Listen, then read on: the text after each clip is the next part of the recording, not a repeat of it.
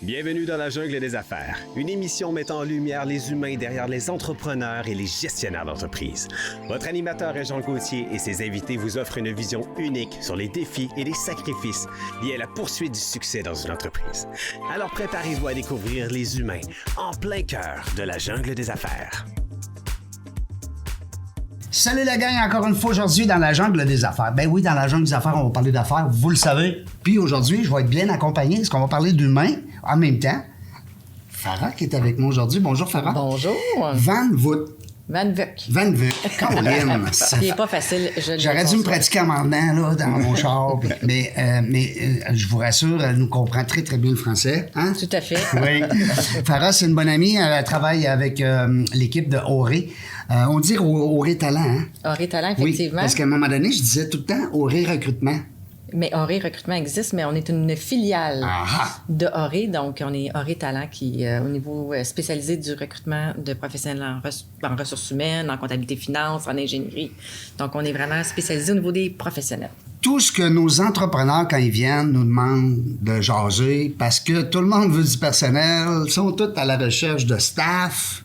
Ça va être le fun de jaser aussi de ça. Aujourd'hui, 747e, 747, rappelez-vous de ça, hein? Ça va vite, on les compte, on avance. On s'en va vers le 800. Si si la tendance se maintient, la 800e devrait être, la 800e entrevue devrait être à l'automne. Donc, on va la vivre ensemble en 2025. Ouais. Aujourd'hui, on se fait plaisir grâce à Farah. Est-ce que c'est Farah? Ben, je vais te laisser nous le présenter, ton ami Pierre. Hein? Qu'est-ce que t'en penses? Bien, j'ai le plaisir aujourd'hui de vous présenter mon ami Pierre, avec qui que je collabore depuis plusieurs mois. On est partenaires, qui est le chef d'entreprise de la compagnie NeuroPlus, qui est une compagnie qui aide les gens avec des handicaps. Différents handicaps, dont l'autisme, par exemple, si je me trompe pas.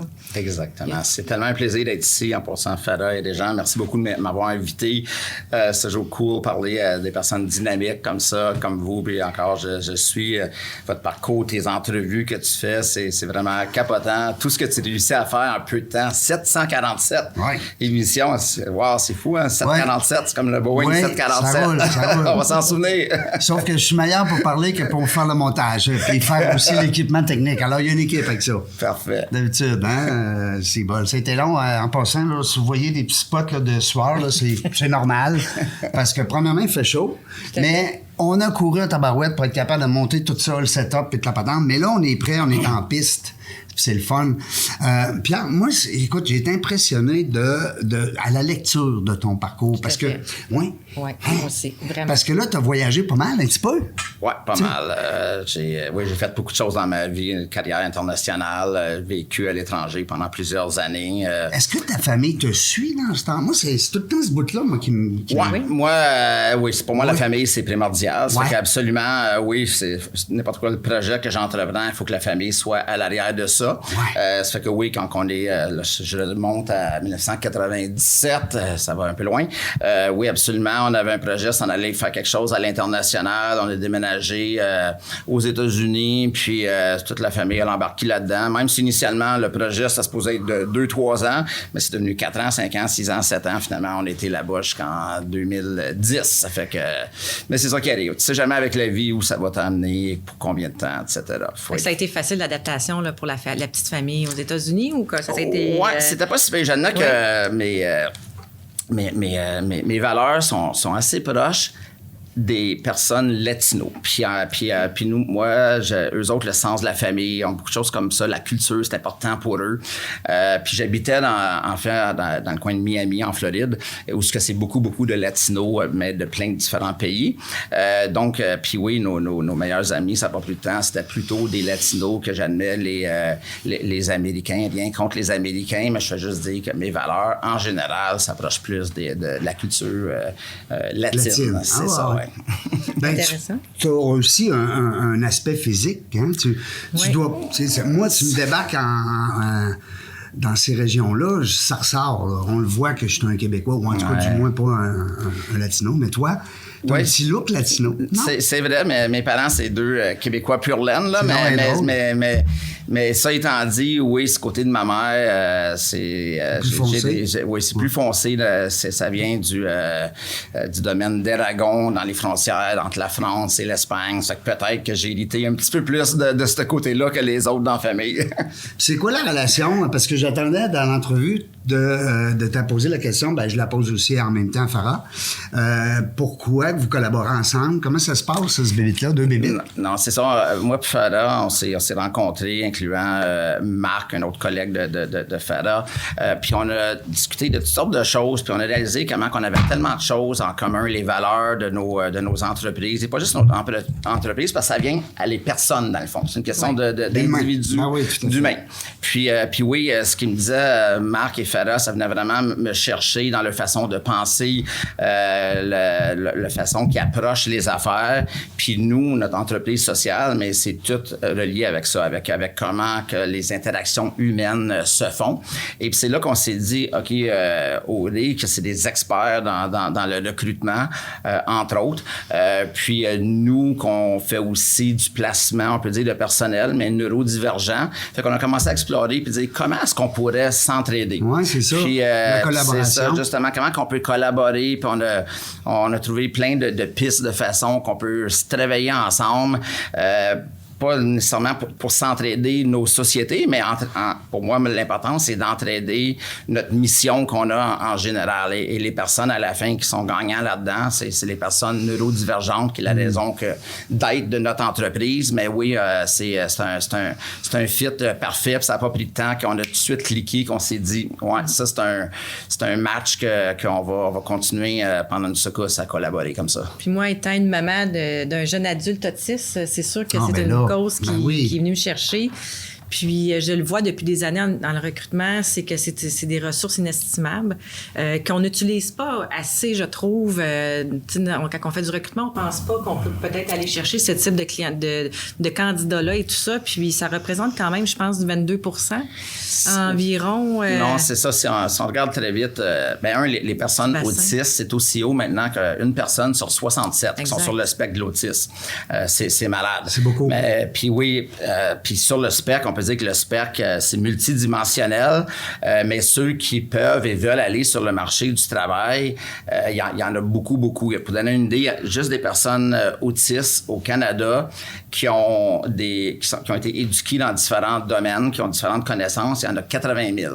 Puis nous, notre raison d'être, qui est fou, c'est que moins que 15% de ces personnes-là, ils ont une job dans leur domaine. C'est pas beaucoup. C'est du monde encore brillant. Puis ils ont juste besoin d'être donné une opportunité. Nous, c'est pas de la charité là, qu'on cherche. On va donner leur une chance de se prouver. Puis vous allez voir, vous le regretterez pas. Puis fait que c'est ça qu'on fait Big Picture. Nous, on aide les personnes neurodivergentes, surtout les personnes autistes, parce que la neurodivergence, il y a différentes formes de ça. C'est vague. C'est ça. Il y a neurodivergence. Il y a des personnes autistes qu'autrefois on appelait aussi des Asperger, ceux à un bout du spectre de l'autisme, mais ce mot-là, il est plus utilisé. Non. Différentes raisons. Oh. Entre autres, docteur Asperger, c'est un nazi. Ça fait que celui dont le nom vient de là. Ça fait que donc c'est une des raisons parmi tant d'autres que le mot Asperger, c'est plus communément utilisé. Mais oui, il y a encore des personnes qui utilisent ce terme-là. Puis je dois même dire que c'est correct, tout le monde sont différents, mais il y en a qui se disent moi, je suis pas autiste, je suis Asperger. Mais non, les personnes autistes, on peut dire, c'est un bassin, puis ceux qui sont, on peut dire, hautement fonctionnels, que autrefois ils appelaient les Asperger, mais ça fait partie du spectre de l'autisme, dans le fond. Mais il y a d'autres formes de neurodivergence. Il y a des personnes qui ont le syndrome de la Tourette. C'est qu'il y a des fois, il y a comme des petits tics, des choses comme ça. Puis des fois, il y en a que c'est plus sévère, qu'on peut dire, la façon qu'ils peuvent agir en cause de ça. Dans des réunions, ils peuvent des fois lâcher un whack, comme on dirait, là. Mais c'est ça, mais qu'ils peuvent pas contrôler, c'est d'impulsion neurologique. Il y a des personnes avec des TDAH, différents niveaux de TDAH. Il y en a que c'est plus avancé, au point qu'ils ont vraiment besoin de l'aide pour trouver, mais surtout pour maintenir leur emploi à cause de leur TDAH. T'as des personnes qui qui sont purement issus de la douance. Puis ça, le monde ne comprenne pas ça, qu'il y en a qui sont issus de la douance, qu'on appelle les HPI, qui pensent, la douance, c'est cute, c'est super, hey, t'es chanceux, ton enfant est issu de la douance. Mais il y en a que ça vient à un certain niveau que c'est problématique. Parce que là, le petit hamster fonctionne tout le temps, il a besoin d'être stimulé tout le temps, puis toujours faire la même job, ils ont besoin d'être stimulés. Puis il y en a là-dedans qui ont des familles, ils ont des enfants, ils ont des obligations financières, puis ils changent toujours de job, puis finalement, c'est très problématique. Fait que nous, oui, on en a des personnes qui sont comme ça aussi, qu'on essaie de les encadrer, de les stimuler dans d'autres façons pour s'assurer que le travail, que tout se passe bien. Mais oui, il y a différentes formes. Il y a les différentes formes de dyslexie, dyspraxie, dyscalculie. C'est encore des formes de neurodivergence. Mais nous, nos personnes qu'on représente, il y en a plus que 500, je dirais un bon 80-85% sont sur le spectre de l'autisme. Souvent, ils ont aussi d'autres choses en plus. Donc, autisme avec la douance, autisme avec un TDAH, des choses comme ça. Mais on peut dire ceux qui n'ont pas d'autisme, mais qui ont juste d'autres choses, c'est peut-être environ 15-20% de nos personnes. Quand même. Bravo, parce que ça prend ça. Comme tu dis, c'est... Puis ça prend toute une équipe aussi. En dessous de ça, il y a toute une équipe aussi. Là, qui, Vous êtes combien là, chez NeuroPlus? C'est ça. Là, sans compter les personnes neurodivergentes, mais oui, on en a aussi dans notre staff qui sont neurodivergents.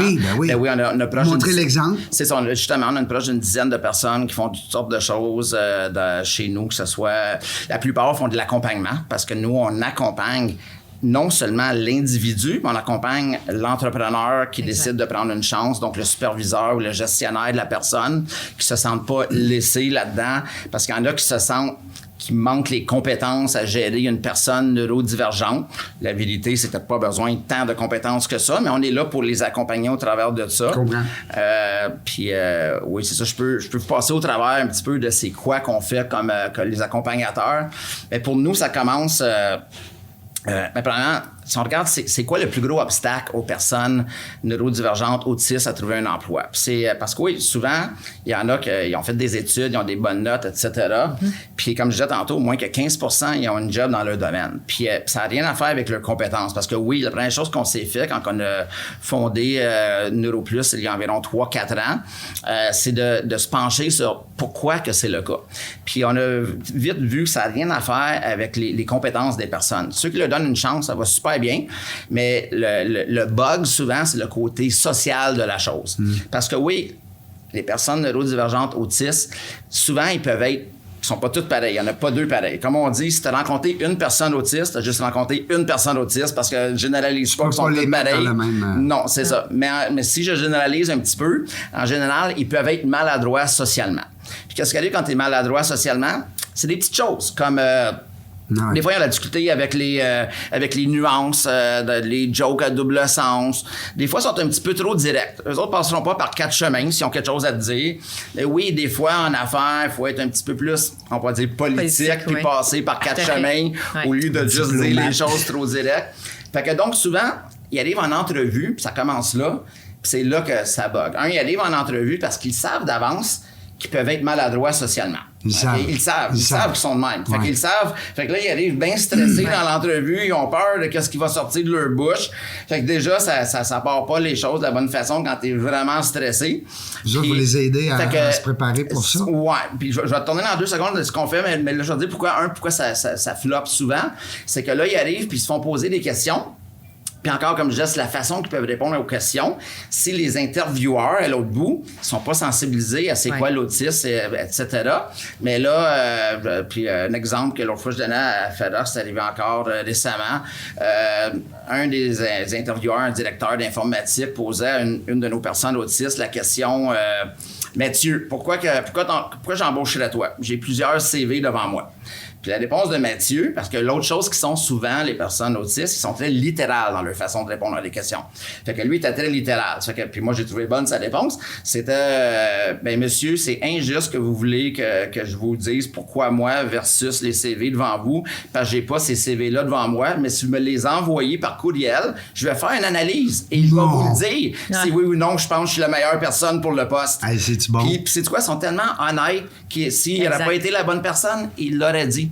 Fait que, mais encore, Les intervieweurs s'attendent pas à des réponses comme ça. Ça fait plusieurs qui savent pas comment ça se fait. Ils s'attendent que la personne se vende. C'est ça. Mais c'est pas les meilleures personnes pour se vendre normalement. Exactement. Puis justement, c'est des personnes qui sont plus à la lettre. Donc, un intervieweur qui sait pas c'est quoi une personne autiste, pourquoi qu'il répond comme ça, souvent, il va juste se dire, genre, OK, j'ai une personne bizarre devant moi, j'ai un weirdo, je sais pas comment il va fitter dans mon équipe, oui, il y a un super beau CV, des bonnes notes, tout ça, mais je prendrai pas de chance, je m'en vais au suivant. Puis c'est ça qui arrive. Donc, ils ont eu beaucoup d'entrevues dans leur vie, beaucoup de rejets, c'est ça. Puis souvent, c'est là qu'ils viennent nous voir, puis c'est là que nous, on leur donne un coup de main. Puis nous, la façon qu'on fonctionne, c'est pour s'assurer que ça va bien, c'est on a beaucoup de partenaires qu'on place des gens, c'est environ là, 120, 140 personnes qu'on a placées.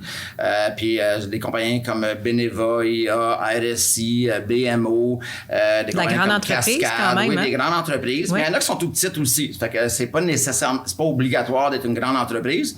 Il y en a nos partenaires qui sont 3 personnes qui développent des sites web. Ça fait que ça n'a pas d'importance parce que nous, notre focus, c'est une personne et son département pour s'assurer que ça aille bien. Donc, qu'ils fassent partie d'une grande entreprise ou d'une toute petite entreprise, ça change rien la façon qu'on fonctionne. Puis oui, la façon qu'on fonctionne, c'est, on demande à nos partenaires de simplement nous envoyer des descriptions de postes pour des postes qui ont ouvert, qui ont une ouverture à considérer une personne atypique, on peut dire. Puis souvent, donc, les personnes en RH vont aller parler à différents gestionnaires qui ont des postes ouverts, dire « Hey, t'es-tu ouvert? » à juste considérer ça, encore sans s'engager à rien, à juste considérer ça. Puis s'ils disent oui, là, ils nous envoient les descriptions de postes, puis nous, c'est là qu'on va aller faire un jumelage. Parce que oui, les personnes qui viennent cogner à nos portes, puis bien sûr, on ne charge rien aux personnes autistes. Non, c'est l'employeur. On apprend vraiment à les connaître, premièrement. Ça fait que donc, on passe beaucoup de temps avec eux dès le début. On leur fait faire des tests cognitifs, on les met en environnement d'équipe pour voir qui a du leadership, qui en a pas, qui est plus introverti, qui est plus extraverti. Le but, c'est pas d'exclure personne, c'est de mettre les bonnes personnes dans la bonne place. Ouais. Parce qu'on a des partenaires comme avec Bell dans le passé, on a placé 3 personnes dans un département où c'était de l'entrée de données en télétravail. Honnêtement, ça n'a pas besoin d'être des personnes qui sont très extraverties. Là. Donc oui, il y en avait là-dedans qui étaient très introvertis, puis c'est la job parfaite pour eux. Oui. Surtout qu'une job comme ça, qui était un peu plus répétitive, il y avait la difficulté avec le roulement de personnel. Mais puis nous, nos personnes, s'ils aiment ce qu'ils font, ils vont rester là. Ça fait que donc c'est win-win dans ce sens-là. Mais oui, nous, on regarde donc tous ces aspects-là quand on reçoit des descriptions de postes, puis ensuite on fait un jumelage. Puis oui, si c'est un poste plus technique, parce que comme dans les 500 personnes qu'on a disponibles en ce moment, je dirais quasiment la moitié, c'est en informatique, en fait. Puis je peux rentrer plus dans les autres domaines ensuite. Mais oui, c'est quand c'est un poste technique, comme en informatique, mais là, c'est pas juste, bien sûr, le côté interpersonnel de la personne, mais il faut regarder c'est quoi ses connaissances, puis ses expériences, c'est quoi que notre partenaire recherche. Mais typiquement, on va envoyer 3-4 CV de ce qu'on pense que c'est un bon fit. Nos partenaires vont évaluer ça, vont décider si oui ou non, il y en a 1 ou 2 qui pourraient faire la job, puis là, ils décident s'ils vont faire une entrevue ou pas. Puis nous, s'ils décident qu'ils font une entrevue, c'est là que nos accompagnateurs ils embarquent tout de suite dans la mêlée. La première chose qu'ils font, c'est ils veulent parler aux intervieweurs, tous ceux qui vont être là dans l'entrevue, les intervieweurs, on veut passer un 30-40 minutes avec eux avant l'entrevue. Qu'est-ce qu'on va faire, ces 30-40 minutes-là? On va sensibiliser tout le monde à c'est quoi l'autisme. On va aussi parler des candidats qu'ils vont rencontrer. Surtout, il y en a qui ont eu des parcours un peu atypiques dans leur vie. Puis oui, on va en parler, comment ils sont, etc. S'il y en a qui ont besoin si on va appeler ça des accommodements, parce qu'il y en a qui peuvent être plus sensible à la lumière, à côté audio aussi, des choses comme ça. Bruits. Des bruits. Ça fait qu'on va être très ouvert de comment ils sont, etc. Il y en a qui ont besoin d'un job un peu plus répétitif. Il y en a d'autres, c'est super le contraire. Ils ont beaucoup de créativité. Ils ont besoin d'un job qui va les stimuler. Fait que donc, on va parler de la personne en question un peu plus. Puis aussi, on va suggérer des questions d'entrevue qui sont inclusives. Ça s'applique à tout le monde, mais encore plus à des personnes autistes. Une question comme... où que tu te vois dans 5 ans? Ça, c'est une petite question souvent qu'on voit dans les entrevues. Mais souvent, la façon que c'est répondu, c'est politique. La façon que c'est répondu, c'est qu'est-ce que le gestionnaire veut entendre comme réponse. Exactement. Si je dis, moi, dans 5 ans, je vais avoir ta job, c'est là que je vais être rendu, c'est pas nécessairement winner. Fait que ça devient un jeu de qu'est-ce que tu dis pour que l'autre il aime ta candidature. Mais nous, nos personnes autistes, ils ne joueront pas à ces petits jeux-là. Eux autres sont trop directs, transparents. Si tu leur demandes pourquoi tu veux travailler, il y en a plusieurs qui vont dire, la base, parce que je veux faire de l'argent. J'ai besoin de gagner de l'argent pour payer mon loyer, des choses comme ça. Puis c'est vrai, c'est direct, mais je vais juste dire qu'ils passent pas par 4 chemins, ils sont directs. Puis ils sont très honnêtes. C'est cool, puis c'est des bons. C'est une belle qualité, quelque part. Puis ils ont plein d'autres atouts que je vais parler plus tantôt. Mais oui, donc on prépare les intervieweurs. Après ça, on pose des questions aux intervieweurs sur la job en question un peu plus. Puis là, on prépare bien sûr le candidat. Fait qu'avec le candidat, on va faire des mocks, des entrevues mock. Donc, on va faire l'équivalent des entrevues, les préparer. Et donc, quand l'entrevue se passe, et oui, notre accompagnateur, il est présent typiquement dans l'entrevue, mais il parle pas. Il est juste là, ça rassure le candidat de savoir, c'est quoi, l'accompagnateur, il est là. Puis le seul temps qu'il va aller dire quelque chose, c'est si notre personne, parce qu'elle est nerveuse, elle oublie des choses, mais là, notre accompagnatrice ou accompagnateur, comme Sandra, peut dire « Hey, Mathieu, je pense que tu oublies de mentionner telle affaire, que c'est pertinent. Peut-être tu n'as pas programmé du C++, mais tu as fait un projet personnel avec ça, me semble que tu m'avais raconté. » Puis là, Mathieu va parler de son projet personnel comme exemple par rapport à ça. Et donc, ça l'aide que l'entrevue est bien. Puis, est-ce que vous restez au moment de l'entrevue avec la clientèle ou vous sortez du local? Absolument, on est présent pendant l'entrevue. Ça rassure la personne neurodivergente qu'on soit là, mais en général, on ne dit pas un mot. On est juste là pour assister, puis ça rassure tout le monde. Puis c'est ça. Puis la plupart de nos... en fait, j'admets que je suis surpris parce que plusieurs de nos partenaires, ils nous envoient même les questions qu'ils vont poser à l'entrevue d'avance. Puis encore, c'est pas une nécessité parce que souvent, c'est pas tout le monde qui ont des questions préparées d'avance. Fait que les partenaires, ils embarquent. Fait souvent, oui, ils embarquent puis ils nous disent « Hey, si vous voulez, on va vous envoyer les questions d'avance. » Comme ça va aider aux candidats à se préparer. Mais c'est loin d'être un requis. Mais il y a aussi, on laisse toujours l'ouverture et la spontanéité. Ça veut dire si d'un coup, ils ont une autre question, ils peuvent la poser. On ne dira pas « Ah non, c'était pas sur ta liste de questions. » Ça fait que non. C'est quoi le feedback que tu reçois suite à tes entrevues? La clientèle, qu'est-ce qu'ils disent? Comment ils trouvent l'expérience? Il y a une grande demande dans le domaine des affaires. Des personnes veulent apprendre plus sur l'autisme et la neurodivergence. Fait ils adorent passer au travers de tout ça, incluant le mini-entraînement, sensibilisation, comment faire avec des entrevues avec des personnes comme ça. Puis parce que non, ça ne s'applique pas juste à cette entrevue-là, mais dans le futur, c'est des connaissances qui est toujours bon à avoir. Fait que le feedback, il est très, très positif. Puis là, une fois qu'ils décident que oui, ils prennent la personne, mais là, c'est là que vraiment notre job d'accompagnement commence. Parce que qu'est-ce qu'on fait? La première chose qu'on fait, c'est avant que la personne rentre en poste, puis en passant, tous ceux qui passent au travers de nous sont ouvertement sur le spectre de l'autisme ou neurodivergent. Fait que c'est pas un tabou d'en discuter. Parce que, on va se le dire entre nous, il y en a présentement beaucoup de personnes autistes qui travaillent dans la société, dans plein de départements, en informatique. Tout le monde se dit ces personnes-là sont pas exactement comme les autres, mais ça devient trop, je pense, un tabou d'en discuter. Puis ça devrait pas être un tabou de discuter de ça. Mais nos personnes sont très ouvertes, puis donc, fait que oui. Puis la plus grande preuve qu'ils sont très ouverts, c'est que nous, on prépare l'équipe qui vont travailler avec. Fait qu'on fait une session d'environ 45 minutes qu'on discute avec l'équipe, ceux qui vont interagir le plus souvent avec. Ça peut être son équipe directe ou d'autres départements. Donc, une sensibilisation au sein de l'équipe dans laquelle ils vont s'intégrer. Fait que là, on veut que tout le monde sache c'est quoi l'autisme. On va parler du candidat qui va se joindre à l'équipe. Et en fait, il est avec nous quand on fait ça. Il se présente lui-même, comment qu'il est. Puis quand on parle de l'autisme, des fois, c'est plus général. Puis on va demander « Hey, Mathieu, est-ce que ça s'applique à toi, cet aspect-là? » Puis là, il va dire « Peut-être pas ça, mais par contre, moi, je suis plus comme ça. » Puis donc, ça met la table encore que quand ils vont commencer. Parce que oui, pour nous, c'est important qu'ils trouvent un emploi, mais la maintenir aussi. Oui. C'est ça souvent le problème. C'est qu'il y en a qui ne maintiennent pas leurs emplois en cause que le manque de communication entre les personnes, le manque de comprendre comment qui est l'autre personne. Je vais donner un exemple. Souvent, encore je généralise, même s'il n'y a pas deux personnes pareilles, souvent les personnes autistes, je mentionnais, qui sont très directes. Fait que si tu envoies comme exemple un courriel à Mathieu. « Hey, salut Mathieu, j'espère que tu as un beau week-end. Nous, on est allé en campagne, les couleurs, t'es super belle. T'as-tu eu la chance de lire le document que je t'ai demandé? » Mais la réponse de Mathieu risque d'être un oui ou un non. Parce que pour lui, le reste du blablabla, là, c'est une méchante perte de temps. Effectivement. Fait qu'ils sont de même, ils sont directs. Mais si quelqu'un ne sait pas que Mathieu il est un petit peu plus direct comme ça, ils vont dire c'est quoi son petit problème, pourquoi il répond comme ça. Ou il y en a des fois que sur l'heure du dîner, parce qu'il y en a que leur autisme, ça paraît pas tellement.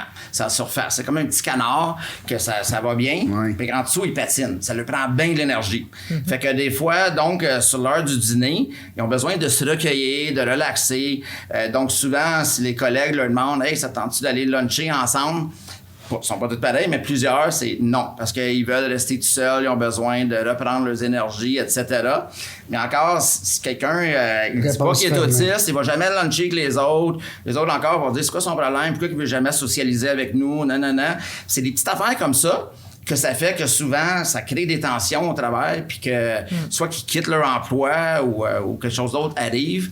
Fait que nous, en s'assurant que tout le monde sait qu'est-ce qui se passe, puis tout le monde se comprenant comment qu'on est, nos limites, etc., ça fait que ça va vraiment bien. Dans le fond, la clé du succès là, pour un bon match, c'est une excellente communication. Exactement. De tous les bords, tous les côtés, puis de s'assurer que ça soit fluide de ce côté-là. C'est ça, on veut s'assurer que... Exactement, puis tout de suite, en passant, s'il y a quelque chose qui se passe, un enjeu, quoi que ce soit, mais là, nos accompagnateurs, ils interviennent tout de suite. Parce que oui, on a préparé l'équipe, mais une fois qu'on a préparé l'équipe, nous, ensuite, nos accompagnateurs, on peut dire, ils font deux choses. Un, vis-à-vis la personne autiste. Fait que la personne autiste, nous, on est en contact avec eux tout le temps. Au début, à tous les jours, après ça, à tous les semaines, et ça diminue avec le temps. Puis on veut s'assurer que tout va bien. Puis moi, je vais simplifier ça. Les personnes autistes, parfois, ils deviennent anxieux plus vite que la moyenne des gens. Fait que donc, on est là pour, s'il y a quelque chose qui se passe, que ça commence à les tracasser, on veut en discuter tout de suite, voir qu'est-ce qui se passe. Puis en passant, souvent, ces choses-là, c'est même pas directement à leur travail. C'est des choses dans leur vie personnelle, mais qui ont le potentiel d'affecter leur travail. Peut-être qu'il y a un déménagement qui s'en vient le 1er juillet, puis on est rendu au mois de mai, juin, puis là, ils sont bien stressés par rapport à ça. Ils ont besoin d'en discuter avec quelqu'un. Peut-être qu'il y en a, c'est leur visa de travail, ils ont reçu leur lettre de renouvellement, ils capotent, puis ça les affecte, ils pensent juste à ça. Il y en a, ça peut être la dame d'en haut qui fait du bruit quand ils sont en train de travailler, puis ils savent pas comment se prendre pour régler ça. Fait qu'on les aide dans toutes sortes de choses qui auraient le potentiel d'affecter leur travail. Puis là, sur le côté du gestionnaire, parce que tantôt, je mentionnais, on laisse les superviseurs de ces personnes-là. Souvent, c'est la première fois, c'est leur première expérience de gérer une personne atypique. Ça fait que là, c'est important pour nous qu'ils ne se sentent pas délaissés là-dedans. Fait qu'on est toujours disponible s'ils veulent avoir du feedback de nous, des conseils. Peut-être qu'ils ne savent pas comment se prendre, comment donner de la rétroaction, du feedback à l'employé en question. On est là pour leur parler de ça. Peut-être la personne, pareil comme n'importe qui d'autre, qui ont un enjeu, on va dire, avec leur hygiène, encore, ne savent pas comment se prendre pour régler ça. On est là pour leur donner du feedback sur tout ça. Et comme ça, on s'assure que tout va bien sur le long terme. Puis oui, c'est pour ça que ça fait... Plusieurs des personnes qu'on a placées déjà au début, il y a 3-4 ans, mais sont encore en poste, puis ça va super bien. Puis pour nous, la plus grande preuve que ça fonctionne, ce qu'on fait, le modèle, c'est que nos partenaires commencent tous par dire « OK, j'en veux un », puis il y en a qui disent « Sais-tu quoi, j'en prends un », pendant peut-être 3 mois, 6 mois, voir comment ça va. Puis c'est bien correct. Tant pis qu'ils ont l'idée que si ça va bien, qu'ils vont le garder.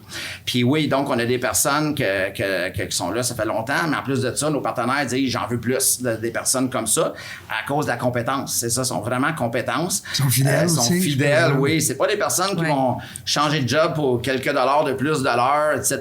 Puis parce que surtout en informatique, il y a beaucoup de ça. Là, le monde qui change d'une job à l'autre parce que je vais aller là-bas, je vais avoir 5 000 de plus par année. Ils n'aiment pas le changement. Là. Ils aiment ça que ça soit toujours une routine. Disons, ils n'aiment pas changer d'employeur s'ils aiment l'environnement de travail, la culture, mais parmi cet employeur-là, ils aiment des défis. Ça fait que oui, s'ils peuvent être donnés des nouveaux défis, c'est cool parce qu'il y en a plusieurs aussi qui sont autodidactes puis ils aiment ça être stimulés.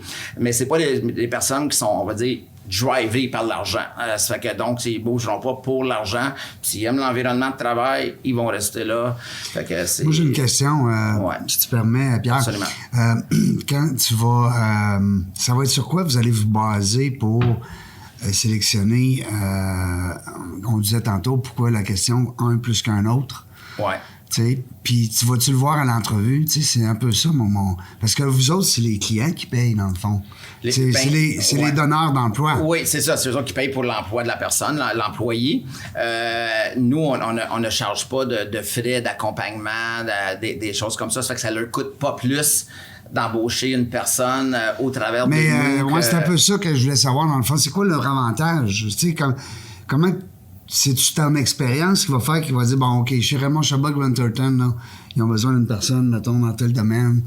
C'est un peu ton travail, dans le fond, de faire ça aussi, non? Oui, bien, nous, ça commence un genre de filtre. On ne demande pas à nos partenaires, hey, faites créer un poste spécial pour une personne atypique. Non. Qu'est-ce qui fait qu'ils prennent la chance? Il y a différentes raisons. Ce mot-là, ils prennent une chance. C'est ça. Puis il y en a qui le font pour différentes raisons. Oui. OK? Il y en a... Je dirais souvent, c'est des personnes, des gestionnaires qui ont, à la base, ils se connaissent un petit peu en autisme. Oui. Peut-être qu'un membre de la famille, un voisin, un neveu, peut-être leur épouse travaille dans le domaine, fait qu'ils en entendent parler beaucoup. Fait qu'ils comprennent que ces personnes-là, ils ont juste besoin d'être donnés une chance. Puis donc, c'est là les premiers que les premières personnes, puis il s'agit de les trouver, ces gestionnaires-là, qui sont le plus prêts à dire je vais prendre une chance là-dessus. Puis oui, puis si on y va statistiquement, je ne devrais peut-être pas dire ça, mais c'est vrai que souvent, il y a plus de dames que d'hommes qui sont prêtes à dire, sais-tu quoi, je vais leur donner une opportunité. Comme je dirais, peut-être 60% des gestionnaires, c'est plus des dames versus des hommes. Mais encore, pour moi, c'est une question avec le temps, de sensibilité, sensibiliser tout le monde à la situation. Mais je veux juste dire, statistiquement... C'est peut-être parce qu'il y a plus de femmes gestionnaires. Il y en a de plus en plus. Hey, on est content. Oui, on sait ça, on s'en va de plus en plus. On aime ça entendre ça. Oui. Moi, tu le sais, hein, comment je suis un pro-femme gestionnaire. Non, mais c'est vrai. Ouais. Il y en a de plus en plus. Fait que par la bande, là, les statistiques suivent. Mais je pense que c'est important que les entreprises soient de plus en plus ouvertes. On parle beaucoup de diversité et inclusion, mais ça en fait partie.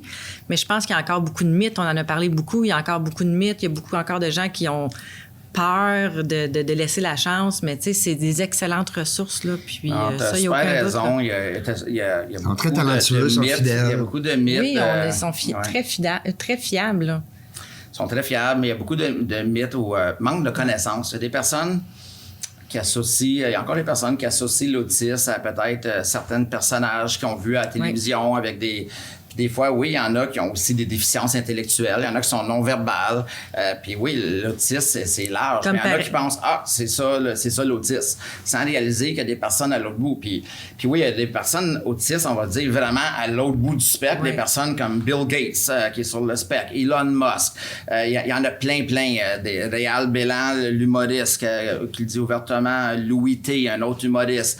Il y en a plein de personnes sur le spectre de l'autisme. C'est vraiment large. Ils ont toutes certaines choses en commun sur le côté social de la chose. Mais comme je disais, ça se manifeste différemment dans différentes concrètement, tu sais, je regarde mon fils, c'est comme il y a vraiment des mythes dans le sens, quand je dis que mon fils est autiste, est-ce qu'il communique? Mon fils parle plus que moi. S'il parle tout le temps, il faut l'arrêter. Fait que, tu sais, ça, c'est un autre mythe. Puis il est toujours en conversation avec les gens. Il s'intéresse aux gens. Il veut faire du service à la clientèle.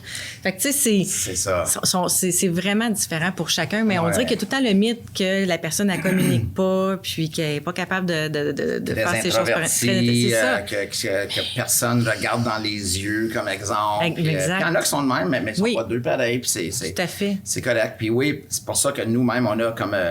on a des personnes comme chez CGI, chez L'Oréal aussi. On a des réceptionnistes qui sont autistes qu'on a placés là. Puis encore des réceptionnistes, des personnes qui parlent au téléphone, avec la clientèle, etc.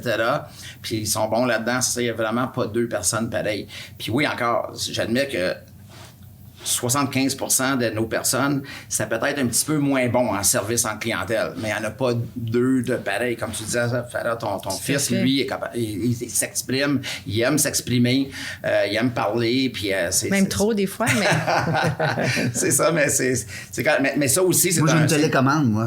J'utilise ça avec ma belle-maman que j'aime beaucoup. Ah. Salut, grand-maman Lise. Non, mais c'est vrai, parce que je paye sa télécommande, elle ne parle plus. Non, mais c'est ça, c'est mythe.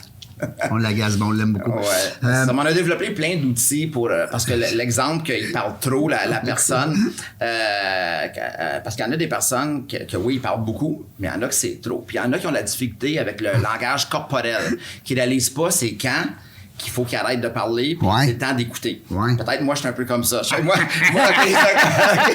je parle beaucoup. Puis oui, je suis aidé à c'est correct, mais c'est rare qu'on n'entend pas Régent parler plus que ça. Habituellement, il parle beaucoup, mais là, aujourd'hui... Je suis en mode écoute, j'aime ça. Je trouve ça le fun. D'abord, je trouve que c'est tellement une belle...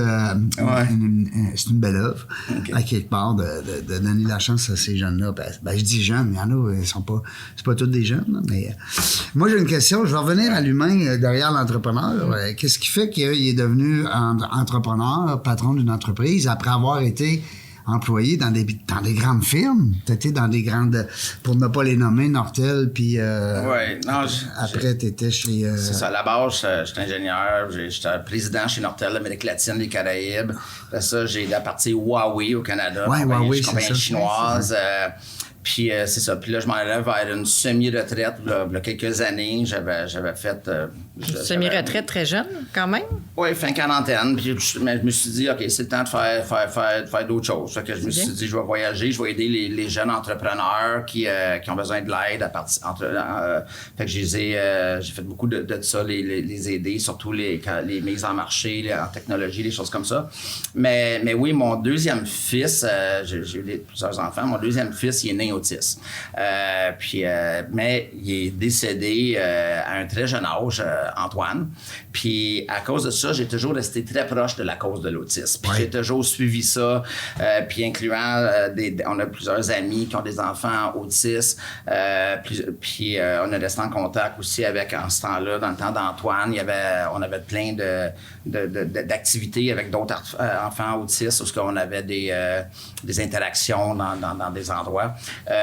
Fait que j'ai toujours resté proche de ça, puis mes autres enfants qui sont pas sur le spectre de l'autisme, ils ont toujours aussi resté près de tout ça. Puis c'est là, en fait, eux autres, ils ont eu un gros mot à dire, ils m'ont encouragé à partir NeuroPlus. J'ai trouvé deux cofondateurs formidables, Bruno Vicaire et Martin Prévost. On les salue. Oui, on les salue mais absolument. Oui. C'est grâce à eux, sinon NeuroPlus n'existerait pas aujourd'hui, parce que c'est pas mes connaissances dans le domaine qui fait qu'on puisse fonctionner. Toi, tu fais les relations publiques, tu fais le PR. Oui, je fais plus le PR, je fais plus la paperasse en arrière, mais les vrais stars là-dedans, c'est les accompagnateurs, les recruteurs, donc ceux qui travaillent vraiment de jour en jour avec les personnes neurodivergentes. Mais oui, je sais que Antoine, je retourne à lui, il est là en haut, puis qui me regarde, puis qui dit « Go, daddy, go », lâche pas. Puis, ça fait que c'est ça, moi, ma motivation. Puis honnêtement, c'est bien plus motivant de les voir s'épanouir qu'un chèque de paye. Que c'est vraiment c'est cool de les voir. On les rencontre régulièrement dans des activités sociales. On en fait environ 3 par année. Party de Noël, des pique-niques, des choses comme ça. C'est beau de les voir plusieurs. C'est des personnes qui avant étaient un peu plus découragées, n'avaient pas eu d'emploi, qui passaient beaucoup de leur temps à jouer des jeux vidéo dans le sous-sol de leurs parents, des choses comme ça. Puis là, c'est la confiance qu'ils développent en eux d'avoir un emploi.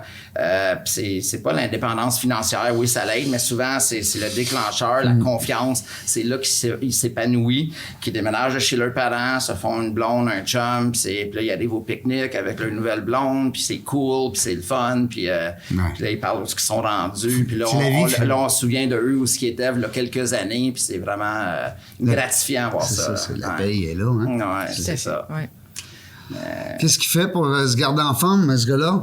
Il faut-tu, parce que là, un entrepreneur, faut-tu ça se garde en forme, hein, monsieur, madame? Oui, on peut toujours en faire plus, mais non, mais le tennis, ça c'est Tu joues au tennis? C'est mon sport, le tennis. C'est là que tu fais le vide? C'est là que je fais le vide, oui, je vais régulièrement au tennis, je fais aussi d'autres activités, j'ai commencé le paddleboard, activité, plus pour les petits vieux, mais c'est correct. C'est quoi dans le nouveau sport, là, qui est très populaire, là? J'ai oublié le nom, là. Non, c'est ça, le pickleball. Pickleball. Oui, c'est ça, Pickleball, c'est ça, tu parles, c'est ça, oui. oui, c'est ça. Parce que là, je le voyais faire paddleboard. Paddleboard, d'habitude, on est debout, c'est puis plus qu'est-ce qu'on on est pense. sur l'eau. Surtout au début, la balle, elle rebondit pas tant que ça. T'es souvent penché. Les premières fois, là, mais c'est exigeant. T'as rien qu'un mal de dos, là.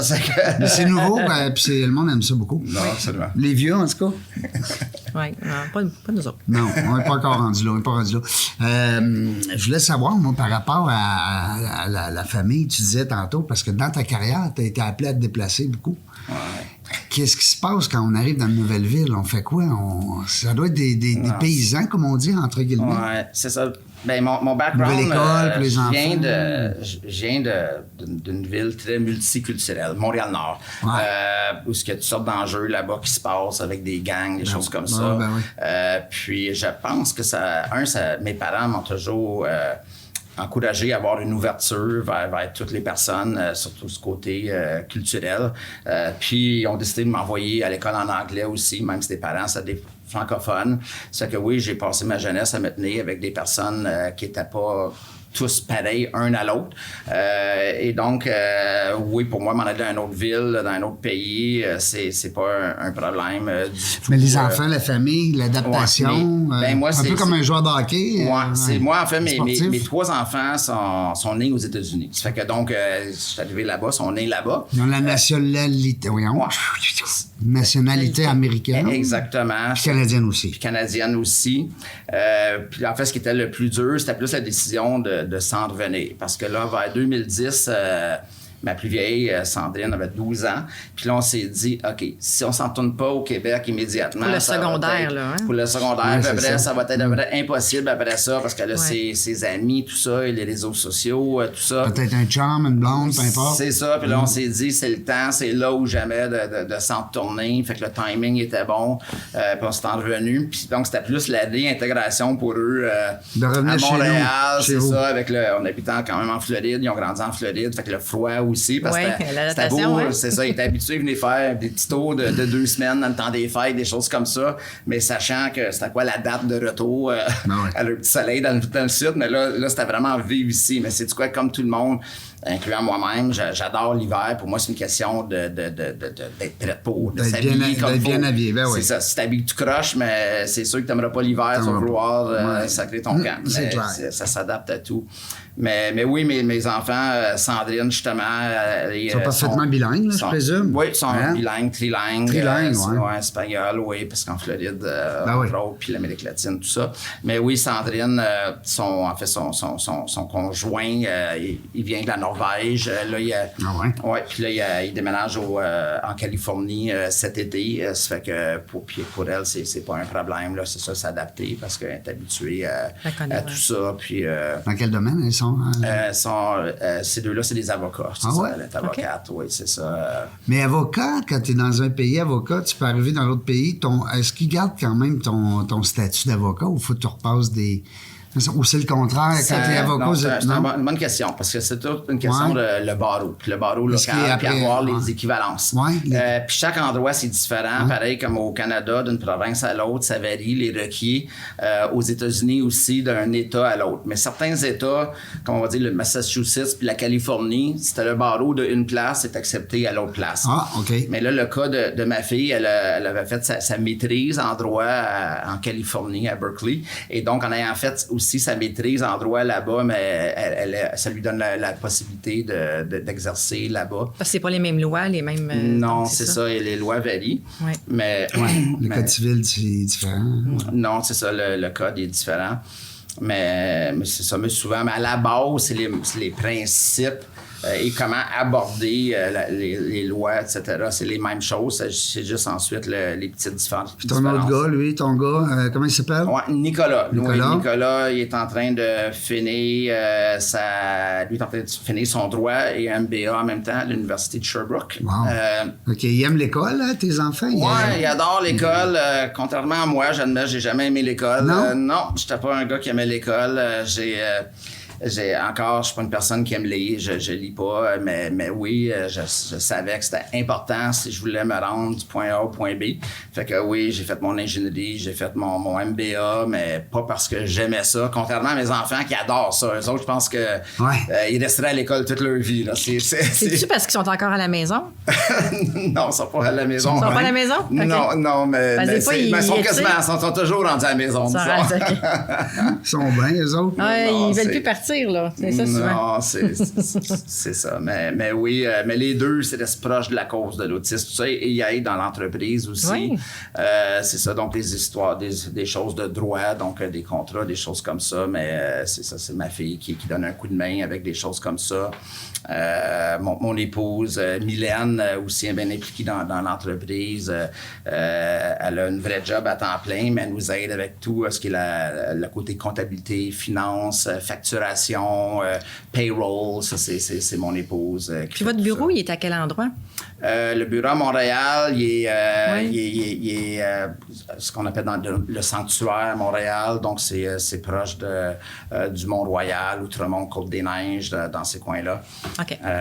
C'est ça. Puis, mais la plupart de nos personnes, de toute façon, ce qu'on fait, c'est en télétravail. C'est rare qu'on ait besoin d'aller au bureau. Puis, oui, une question que souvent les personnes me posent, c'est les personnes autistes, comment ils sont, eux autres? Ils veulent-tu être en présentiel ou ils veulent être en télétravail? Puis, ma réponse, c'est, un, ça dépend de la personne. Puis, deux, en général, je dirais, c'est comme les personnes typiques. Mais je dirais, les personnes typiques, en général, mon opinion, c'est que ils aiment être en télétravail, mais ils aiment ça des fois, aller au travail une fois de temps en temps, rencontrer des gens, socialiser un peu, etc. Puis nos personnes, c'est ça. Puis il y en a donc, plusieurs sont en mode hybride. Il y en a qui vont au bureau, surtout si c'est assez une longue distance de chez eux. Il y en a qui vont y aller peut-être une fois par mois. Il y en a qui vont y aller 2 fois par semaine. Mais il y en a, tout dépendant de la job, il y en a qui sont 5 jours par semaine au bureau aussi. Puis encore, c'est une des choses qu'on regarde quand on fait le jumelage, mais c'est quoi que nos personnes veulent comme job? Si quelqu'un me dit, ben moi, je veux absolument être à 100% en présentiel, mais là, on va s'assurer que c'est un job qui permet ça, comme exemple. Sais-tu ce que j'ai fait ce matin, Farah, en sachant qu'on allait avoir Pierre comme invité? J'ai dit, je vais aller voir avec ChatGPT, mon meilleur ami.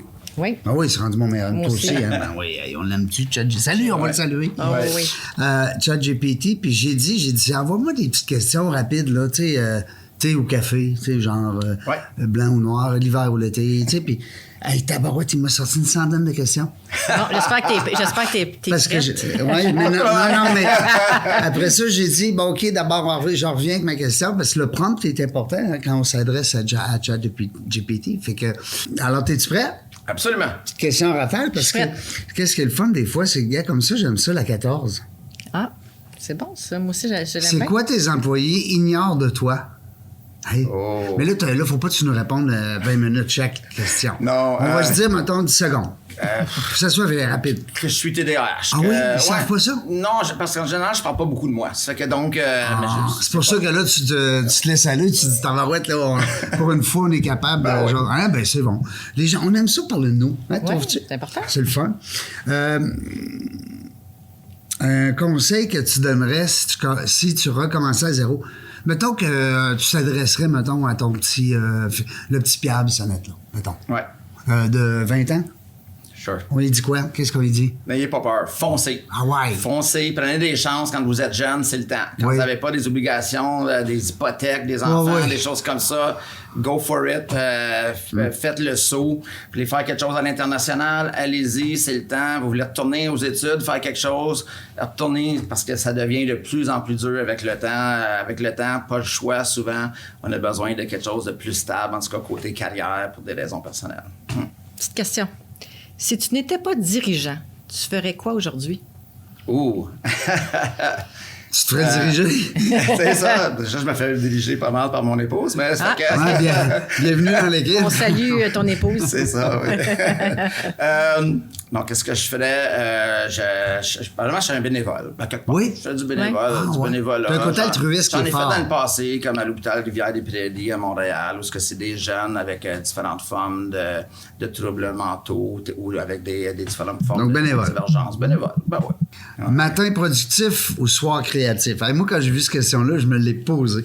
Soir. Oui? Je suis plus un gars de soir. Un gars de J'ai soir. souvent travaillé jusqu'à 2-3 heures du matin. Ah oui? C'est là que ça fonctionnait plus. Moi, je suis pas productif le matin, mais je travaille pas le soir. Fait que ça va pas bien, mon affaire. C'est quand tu travailles? C'est ça, là, ça marche pas, là. Qu'est-ce qui te stresse le plus? Un client pas content ou un problème informatique? Client pas content. Oui? Moi, en informatique, je suis correct. Je me débrouille. Leader par instinct ou par apprentissage? C'est bon, ça. En général, pour les gens, je dis que tu as besoin de l'instinct pour commencer. Ça, c'est un requis. Puis ensuite, tu as besoin de l'apprentissage parce qu'on ne sait pas tout. Mais si tu n'as pas l'instinct, juste l'apprentissage, pour moi, c'est pas suffisant. Tu as l'instinct à la base. J'ai suivi une conférence dernièrement. Ben, en fait, j'ai assisté plutôt à une conférence, puis on parlait justement de leadership. Puis la question était bonne. Il posait la question, c'est quoi votre vision? C'est quoi, toi, du leadership pour toi en 3-4 mots? Tu sais, on se pose la question. C'est une super bonne question pour moi. Moi, c'est quelqu'un qui montre l'exemple. C'est même que je vois ça, un leader. Ouais. Un leader, c'est quelqu'un ça. qui va il ne voudra pas me faire de quoi sans me le montrer. Il va me montrer qu'il est capable. Puis là, je vais vouloir... Prêcher par l'exemple. Oui. Ouais, trouves-tu? Oui, non, je suis super d'accord. Moi, je suis genre que j'ai toujours troussé mes manches. T'as Je suis allé avec pas peur de l'équipe, te on salir travaille les mains, ensemble. puis ouais, c'est ça. Des fois, j'avais des équipes qui travaillent sur des appels d'offres tout le week-end. Des fois, c'était vraiment des spécialistes. Je ne l'étais pas, mais j'allais là avec eux, je les aidais, je leur emmenais la pizza. On est en gang, on est ensemble, on travaille là-dessus. Puis oui, des fois, il fallait faire des photocopies. Je faisais les photocopies, même j'étais le gestionnaire, puis c'est pas grave, on le fait parce qu'on travaille. Ça, je sais comment les faire. Il y a des choses techniquement, je ne serais pas capable. Ça fait que... Mais je l'ai pas vu, ça, dans ton CV. Non, il était pas là. Chez, comment? UAE? Huawei, c'est ça, faire ouais. des photocopies. J'ai pas vu ça. Pierre, merci beaucoup. Je vois le temps passer. C'est notre seul ennemi. J'ai quasiment le goût de te laisser la minute de la fin. Oui. Oh. Oui, parce que souvent, la minute de la fin, on l'utilise beaucoup avec ChatGPT, justement, pour ressortir des fois des conseils ou des petits trucs, peut-être en business. On va dire que la dernière minute est très pédagogue pour les gens qui écoutent. Ben, pour moi, le pitch que je vais faire, si on appelle ça, c'est un pitch de dire à tout le monde, surtout les gestionnaire, prenez une chance, si vous l'appelez ça comme ça, j'aime ça d'embaucher oui. une personne atypique. Oui, on n'est pas tous pareils dans la société, puis ils vont tellement apporter à votre équipe que vous le regretterez Qu'est-ce que tu nous dirais, pas. aux entrepreneurs? C'est ça, vous le regretterez pas. S'il y a une ouverture, il y a plein de différents organismes qui peuvent vous aider. NeuroPlus, ça en est une, ça nous fait plaisir. On est partout au travers du Québec. Oui, ça peut être toutes sortes de jobs. En général, on cherche simplement ce que j'appellerais des jobs de bureau, à peu près n'importe quoi de bureau. Mais oui, ça peut être des jobs plus répétitifs ou des jobs plus avancés. On a des personnes autistes qui sont avocats, il y en a qui sont comptables, des CPA. On a de tout. Puis oui, ils ont juste besoin d'être compris. Je pense que c'est ça le bon mot. Compris. Puis souvent, c'est ça, si vous décidez de, faire appel à un organisme comme la nôtre, vous ne serez pas abandonné, vous allez être accompagné au travers de tout ça, ça va vous réconforter.